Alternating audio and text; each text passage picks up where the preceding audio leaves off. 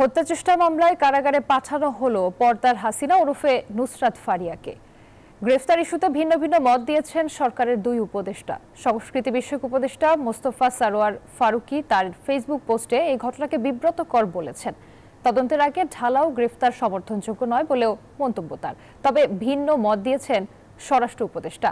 সচিবালয়ে তিনি জানান, সুনির্দিষ্ট মামলা থাকায় গ্রেফতার করা হয়েছে, আর সংস্কৃতি উপদেষ্টা যা বলেছেন এটা নিজস্ব বক্তব্য। বৈষম্য বিরোধী আন্দোলনে হত্যা চেষ্টা মামলায় রোববার বিমানবন্দর থেকে গ্রেফতার করা হয় অভিনেত্রী নুসরাত ফারিয়াকে। এ নিয়ে সামাজিক যোগাযোগ মাধ্যমে পক্ষে বিপক্ষে চলে নানা আলোচনা সমালোচনা।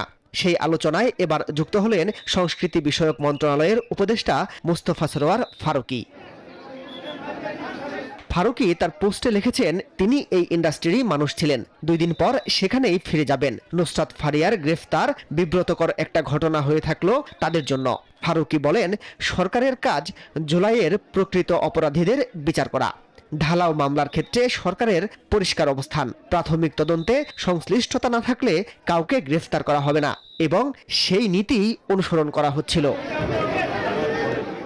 সংস্কৃতি উপদেষ্টা লিখেন, আওয়ামী লীগের সাবেক রাষ্ট্রপতি আব্দুল হামিদের বিদেশ গমনকে কেন্দ্র করে ক্ষোভের পর ওভার নার্ভাসনেস থেকেই হয়তোবা এইসব ঘটনা ঘটে থাকতে পারে। কয়েকদিন আগে ব্যারিস্টার আন্দালিব পার্থের স্ত্রীর সঙ্গেও এরকম একটা ঘটনা ঘটেছে। এইসব ঘটনা কোনোভাবেই সমর্থনযোগ্য না।